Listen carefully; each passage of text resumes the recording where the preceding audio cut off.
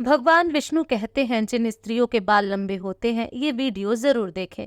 दोस्तों, एक समय की बात है जब माता लक्ष्मी और भगवान विष्णु क्षीर सागर में शेषनाग की सैया पर विश्राम कर रहे होते हैं। तभी देवी लक्ष्मी भगवान विष्णु से कहने लगती हैं, हे प्रभु, आज मेरे मन को एक प्रश्न को लेकर बहुत विचलित कर रही है, तो कृपा करके आप मुझे इस प्रश्न का उत्तर देकर मेरे मन को संतुष्ट करें। फिर दोस्तों, भगवान विष्णु कहते हैं, हे देवी, तुम अपने प्रश्न को निसंकोच होकर पूछो, मैं अवश्य ही आपके प्रश्न का निवारण करूंगा। तब माता लक्ष्मी कहती हैं, स्त्री के शरीर का वह ऐसा कौन सा अंग है जिससे उसका सौभाग्य जुड़ा हुआ होता है? कृपया आप मुझे स्त्रियों के शरीर के अंगों के शुभ लक्षणों के विषय में विस्तार से बताइए। फिर दोस्तों, भगवान श्री हरि विष्णु मुस्कुराते हुए कहते हैं, देवी, आज तुमने बहुत ही महत्वपूर्ण प्रश्न किया है। इस संसार में एक स्त्री का महत्व सबसे बढ़कर होता है। जैसे अलग अलग अवस्थाओं में स्त्री अपना कर्तव्य निभाती है, कन्या के रूप में वह पिता के घर में सौभाग्य लेकर आती है, एक पत्नी के रूप में अपने ससुराल में सौभाग्य लेकर जाती है, और एक माता के रूप में अपनी संतान को सौभाग्य प्रदान करती है। किंतु वह पत्नी के रूप में ही अपना सर्वश्रेष्ठ कर्तव्य निभाती है। दोस्तों, फिर भगवान विष्णु कहते हैं, एक स्त्री के शरीर के अंगों से ही उसके आचरण और सौभाग्य का पता चलता है। ऐसे शुभ अंगों वाली स्त्री अपने पिता, पति तथा पुत्र के लिए बहुत ही भाग्यशाली होती है। फिर भगवान विष्णु कहते हैं, हे देवी, आज तुमने जो प्रश्न किए हैं उन सभी प्रश्नों का उत्तर देने से पूर्व मैं तुम्हें एक महान कथा सुनाता हूँ। इसलिए आप इस कथा को ध्यान से पूरा जरूर सुनना, क्योंकि जो भी मनुष्य इस महान कथा का श्रवण करता है उसके समस्त पापों का और उसकी दरिद्रता का नाश होता है। फिर देवी लक्ष्मी कहती हैं, हे प्रभु, आप मुझे उस महान कथा को अवश्य सुनाइए, मैं इस कथा को ध्यान पूर्वक सुनूंगी। तब भगवान विष्णु कहते हैं, हे देवी, पूर्व काल की बात है, मध्य नगर में भक्त मनोहर लाल और उनकी पत्नी निवास करते थे। उनके घर में उन दोनों के अलावा अन्य कोई नहीं था। दोनों ही परम दयालु और श्रद्धालु थे। उन दोनों की प्रकृति अत्यंत उदार थी और दोनों ही परम संतोषी और भगवान भक्त थे। मनोहर लाल प्रतिदिन गांव में भिक्षा मांगकर लाते थे और उनकी पत्नी भोजन बनाया करती थी, और यदि उनके द्वार पर कोई अतिथि आता तो वे उसकी सेवा करते हैं और उसे भोजन कराने के बाद ही भोजन किया करते थे। यदि कोई अतिथि नहीं आता तो वे पशु पक्षियों को उनका भाग देकर भगवान का नाम लेकर बड़े ही प्रेम से भोजन का आनंद लेते थे। उनके मन में किसी भी प्रकार का द्वेष और अहंकार नहीं था। उन्हें भिक्षा में जो कुछ भी मिल जाता उसी से वे दोनों संतुष्ट रहा करते थे। अधिक की कामना भी नहीं करते थे। यदि उन्हें भिक्षा नहीं भी मिलती तो भी वे ईश्वर का धन्यवाद करते हुए शांति से जल पीकर सो जाया करते थे। उनके पास असंतोष और अशांति भटक भी नहीं पाते थे। उनके अंदर भगवान के प्रति दृढ़ विश्वास और श्रद्धा थी। इसीलिए उन्होंने कभी अपनी गरीब परिस्थिति के लिए भगवान को नहीं कोसा करते थे और उन्होंने भगवान को कभी दोषी नहीं ठहराया। फिर एक दिन मनोहर लाल भिक्षा मांगने के लिए घर से निकलते हैं और द्वार द्वार भटकने पर भी उन्हें किसी ने भिक्षा नहीं दी।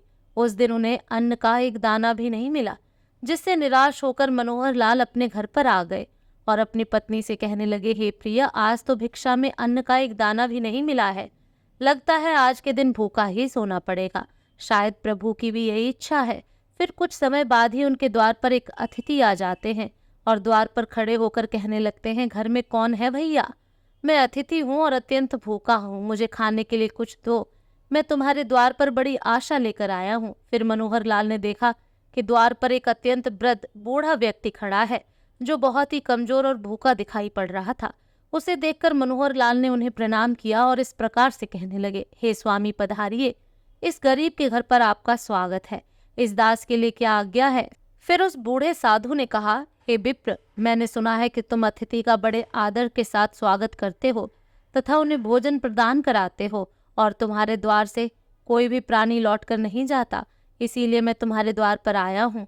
तुम भगवान विष्णु के बड़े भक्त हो, इसीलिए मुझे विश्वास है कि तुम मुझे खाने के लिए कुछ न कुछ अवश्य दोगे, जिससे मेरी भूख मिट जाएगी। मैं भूख से अत्यंत व्याकुल हो रहा हूँ। कई दिनों से मैंने भोजन नहीं किया है। मेरे अंदर अब चलने फिरने की भी शक्ति नहीं है। यदि मुझे अन्न नहीं मिला तो मैं तुम्हारे द्वार पर ही प्राण त्याग दूंगा। इस तरह उस बूढ़े साधु के ऐसे वचन सुनकर मनोहर लाल को बहुत दुख हुआ। फिर मनोहर लाल ने उस बूढ़े साधु को सहारा देते हुए घर के अंदर बुलाया और मनोहर लाल ने अपनी पत्नी से कहा, हे प्रिया, घर पर अतिथि आए हैं, उनके लिए भोजन का प्रबंध करना होगा।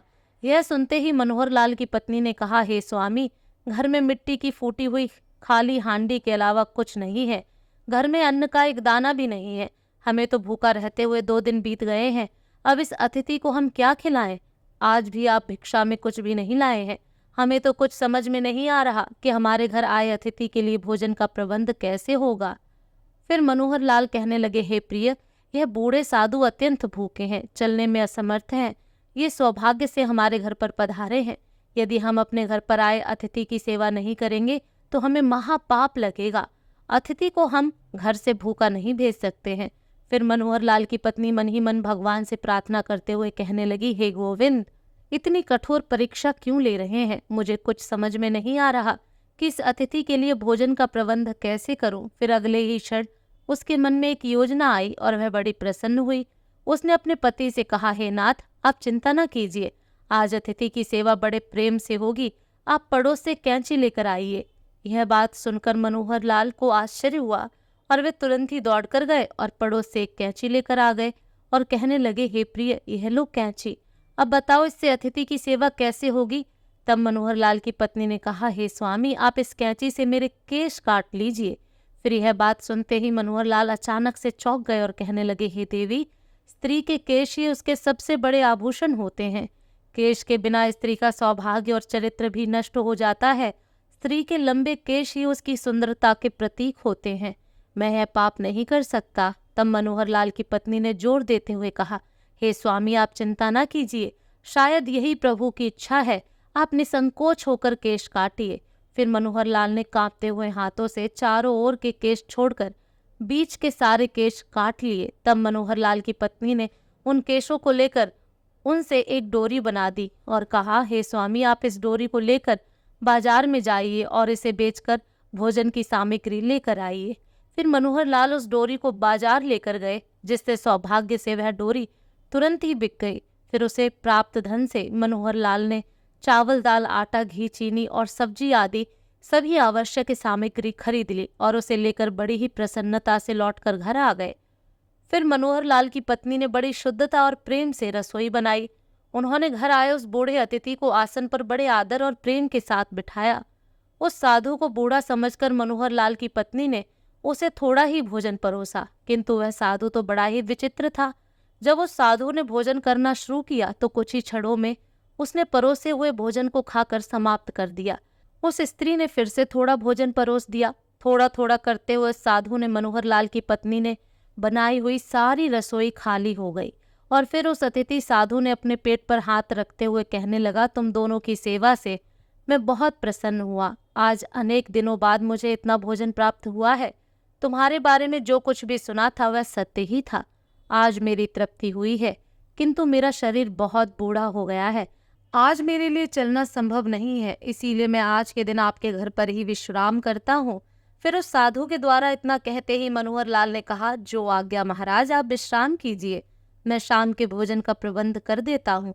इतना कहकर मनोहर लाल अपनी पत्नी के पास गए और उससे कहने लगे, हे प्रिय, हमारे अतिथि को चलने की शक्ति नहीं है, इसीलिए वे आज हमारे घर पर ही विश्राम करेंगे। किंतु अब संध्या के भोजन का क्या होगा? संध्या को भोजन हम कहाँ से बनाएंगे? यह सुनते ही मनोहर लाल की पत्नी ने कहा, हे स्वामी, चिंता की क्या बात है? मेरे केश अभी भी बाकी हैं। आप फिर से मेरे केश बेचकर बाजार से सामग्री लेकर आइए। तब फिर से कैंची चली, जिससे सती के केश टूटे और उससे रस्सी बनी। फिर मनोहर लाल ने उस रस्सी को लेकर बाजार में गया, जिससे सौभाग्य से वह भी बिक गई और उसने उस धन से भोजन की सामग्री खरीद ली और घर लेकर लौट कर आ गया। फिर मनोहर लाल की पत्नी ने शाम का भोजन बनाया और उन्होंने अतिथि को आदर से बिठाया और भोजन परोसा। अतिथि ने थोड़ा थोड़ा करते करते एक एक चावल चट कर लिया और देखते ही देखते सारा भोजन खा लिया। फिर वह बूढ़ा अतिथि कहने लगा, अरे भाई, आज बहुत थक गया हूँ, रात के लिए यहीं पर सो जाता हूँ, सुबह उठकर चला जाऊंगा। यह सुनकर मनोहर लाल ने कहा, ठीक है महाराज, आपकी जैसी इच्छा, आप आज हमारे घर पर ही विश्राम कीजिए। फिर वह बूढ़ा अतिथि मनोहर लाल के घर पर ही विश्राम करने लगा और मनोहर लाल एवं उसकी पत्नी दोनों ही उस बूढ़े अतिथि की सेवा करने लगे और उनके चरण दबाने लगे। चरण दबाते दबाते रात बीतने लगी। फिर वह अतिथि भी सो गए। वे बड़े ही विलक्षण साधु थे। असलियत में तो वे तीनों लोकों के स्वामी थे, किंतु उन्हें उस मनोहर लाल के घर पर पत्तों के बिस्तर पर सोकर अपार शांति और सुख की अनुभूति हो रही थी। साक्षात भगवान विष्णु ही वृद्ध का वेश धारण करके मनोहर लाल के घर पर विश्राम कर रहे थे। उन साधु महात्मा को सोता हुआ देखकर मनोहर लाल धीमी आवाज में अपनी पत्नी से कहने लगे, हे प्रिया, बाबा बहुत बूढ़े हैं, इनका शरीर बहुत ही कमजोर है, शायद कल सवेरे भी इनसे चला नहीं जाएगा। कल मैं सुबह जल्दी उठकर भिक्षा मांगने के लिए चला जाता हूँ और हम साधु बाबा को भोजन खिलाकर उनकी सेवा करेंगे। आंख बंद किए हुए उन साधु बाबा ने मनोहर लाल की यह बात सुन ली और उन दोनों पति पत्नी का त्याग और उनका अतिथि प्रेम देखकर संपूर्ण विश्व का पालन करने वाले भगवान विष्णु की आंखें भर आईं। श्री हरि तो भक्त वत्सल्य है, वे जो भी लीला रचते हैं उसमें उनके भक्तों का ही कल्याण होता है। पैर दबाते दबाते वे दोनों ही पति पत्नी साधु बाबा के चरणों के पास ही सो गए। फिर साधु बाबा ने उस मनोहर लाल की पत्नी के सिर पर हाथ फेर दिया, जिससे हाथ फेरते ही उस मनोहर लाल की पत्नी के सिर पर काले घने और लंबे बाल उगाए। फिर उन्होंने मनोहर लाल के शरीर पर हाथ फेर दिया, जिससे मनोहर लाल स्वस्थ तथा अत्यंत पवित्र हो गए। और भगवान ने मनोहर लाल की झोपड़ी में दृष्टि घुमाई तो वह उसी क्षण में एक विशालकाय महल में बदल गई और उस महल में अत्यंत रत्न, स्वर्ण, माणिक, मोती एकत्रित हो गए। और फिर भगवान बोले, हे सती, तुम्हारी भक्ति और समर्पण से मैं अत्यंत प्रसन्न हूँ। आजीवन तुम दोनों अपनी साधना पूरी करके बैकुंठ लोक जाओगे। मैं छाया की तरह सदैव तुम दोनों के साथ रहूंगा। इतना कहकर भगवान विष्णु उस स्थान से अंतर ध्यान हो गए। फिर कुछ देर बाद जब मनोहर लाल की पत्नी की नींद खुली तो वहां का नजारा देखकर वह आश्चर्यचकित हो गई। कल की सारी घटना उसको याद थी। अचानक से केश कैसे उगाए?